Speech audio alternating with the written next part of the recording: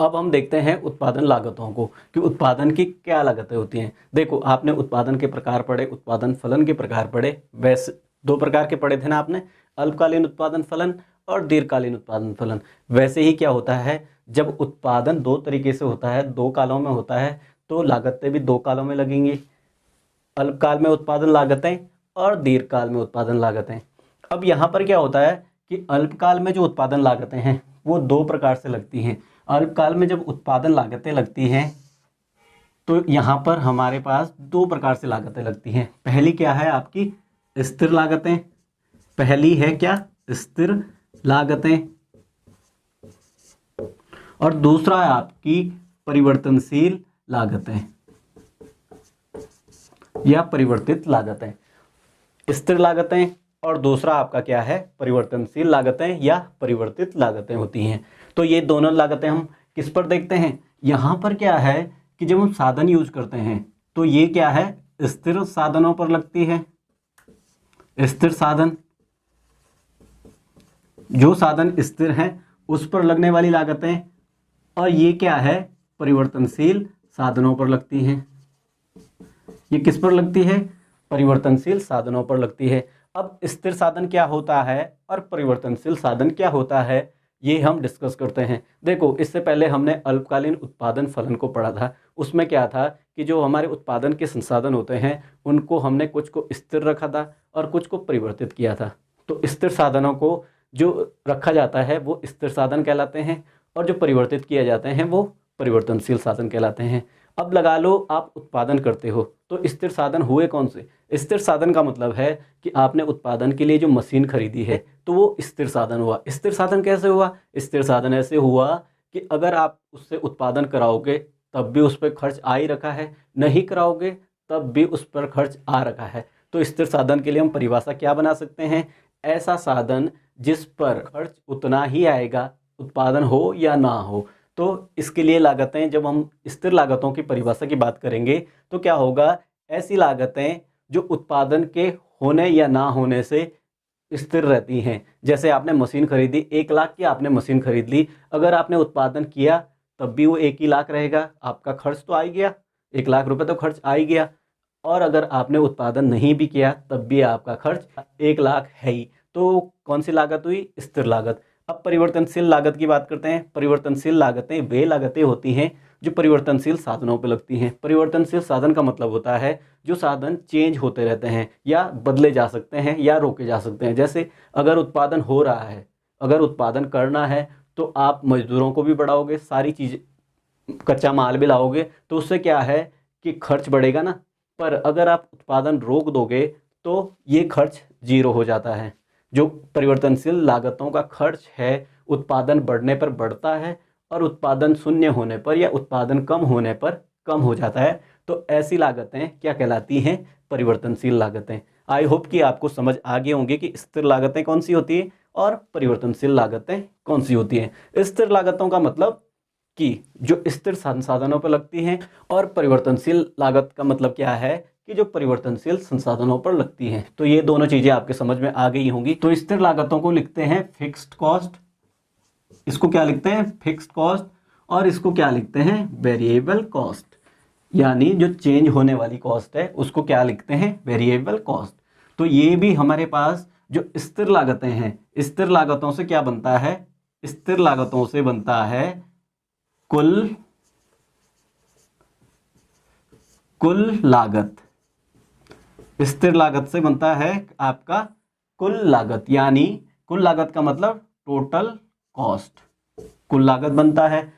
Total cost भी हमारे पास दो प्रकार की हैं, जैसे ये हैं दो प्रकार की, वैसे ही हैं आपकी कुल लागतें भी दो प्रकार की। दो प्रकार की कौन कौन सी, ये है आपकी कुल, ये कौन सी है आपकी कुल स्थिर लागत, क्या है आपकी कुल स्थिर लागत, और दूसरी कौन सी है आपकी कुल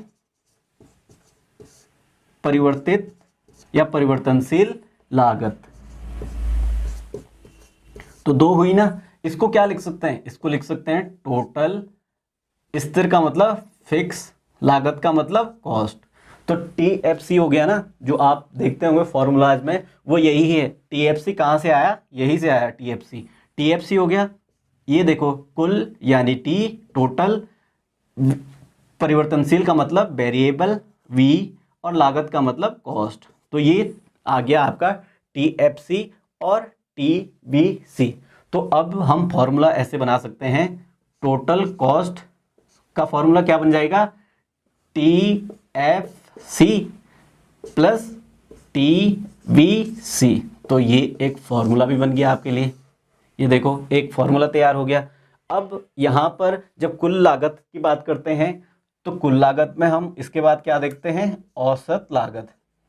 औसत लागत भी देखेंगे ना, क्योंकि हमने क्या देखा था, कुल उत्पादन को देखा था। तो वैसे ही क्या होता है, कुल औसत लागत भी होती है। अब औसत लागत की बात करते हैं तो इसको कहा जाता है एवरेज कॉस्ट।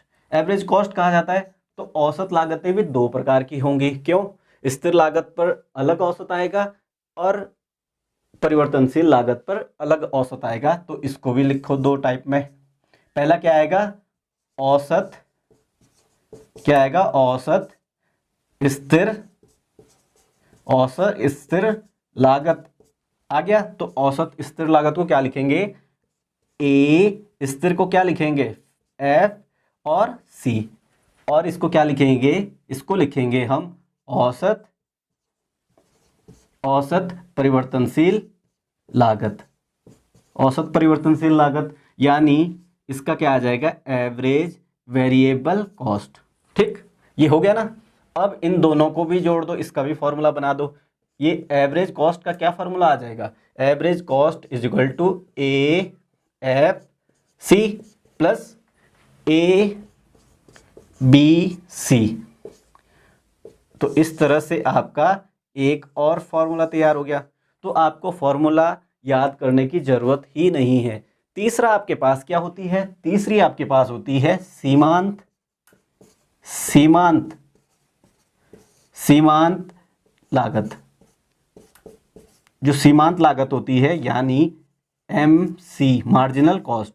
तो जो मार्जिनल कॉस्ट होती है वो आपकी स्थिर साधनों पर नहीं होती। स्थिर साधनों पर इसलिए नहीं होती क्योंकि मार्जिनल का मतलब क्या होता है, परिवर्तित होने वाली चीज़ें। परिवर्तित होने वाली चीज़ें का मतलब है कि सीमांत का मतलब है या तो वृद्धि या कमी को बताता है सीमांत।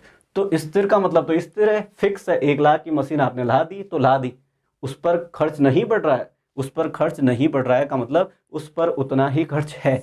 तो सीमांत लागत कहाँ पर लगेगी, परिवर्तनशील लागतों पर लगेगी, जहाँ पर चीज़ें परिवर्तित होती रहेंगी, जो हम सामान लाते रहेंगे, जो चेंज होता रहेगा, वो कॉस्ट क्या कहलाएगी, आपकी सीमांत लागत। तो सीमांत लागत जो होगी वो आपकी परिवर्तनशील लागतों पर होगी। तो इस प्रकार से तीनों लागतें हमने डिस्कस कर ली, कुल लागत, औसत लागत और सीमांत लागत को। ये फॉर्मूले भी आपने देख लिए। ये आपका टोटल कॉस्ट का formula, total cost is equal to क्या होगा, TFC प्लस TBC, और एवरेज कॉस्ट का क्या फॉर्मूला है, AFC प्लस ABC। तो ये हमने डिस्कस किया। अब बात करते हैं कि दीर्घकाल में उत्पादन की जो लागतें होती हैं वो कैसी लागतें होती हैं। तो दीर्घकाल में सारी जो लागतें होती हैं, यहाँ पर स्थिर लागतों का कोई काम नहीं है। यहाँ पर सारी लागतें क्या, कौन सी लागतें होंगी, परिवर्तनशील लागतें। तो यहाँ पर हम सिंपल सा लिखेंगे, परिवर्तनशील जो लागतें होती हैं वो आपकी दीर्घकाल उत्पादन फलन में लगती हैं। यहाँ पर स्थिर लागतों का मतलब ये है कि जब तक ये दीर्घकाल आता है तब तक जो मशीन है वो फ्री हो जाती है, तो वो कॉस्ट गिनी नहीं जाती है, वो कॉस्ट उसने फ्री कर दिया है तब तक। और जब हम शुरू करते हैं किसी उत्पादन को, तो भाई जो नई मशीन ला रखी है उसका कॉस्ट भी तो लगेगा, तो वो आपका स्थिर कॉस्ट में आता है। और स्थिर का आपको पता ही है, उत्पादन हो या ना हो वो कॉस्ट आपकी लगी है, वो लागत आपकी लग गई है। और परिवर्तनशील लागतें ऐसी लागतें जो चेंज होती रहती है, उत्पादन बढ़ेगा तो लागतें बढ़ेंगी और उत्पादन घटेगा तो लागतें घटेंगी।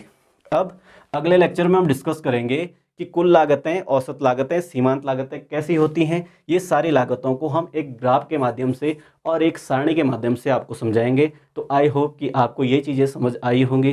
तो वीडियो को लाइक करें, अपने दोस्तों के साथ शेयर करें, और चैनल पर नए हैं तो चैनल को सब्सक्राइब करना ना भूलें। धन्यवाद।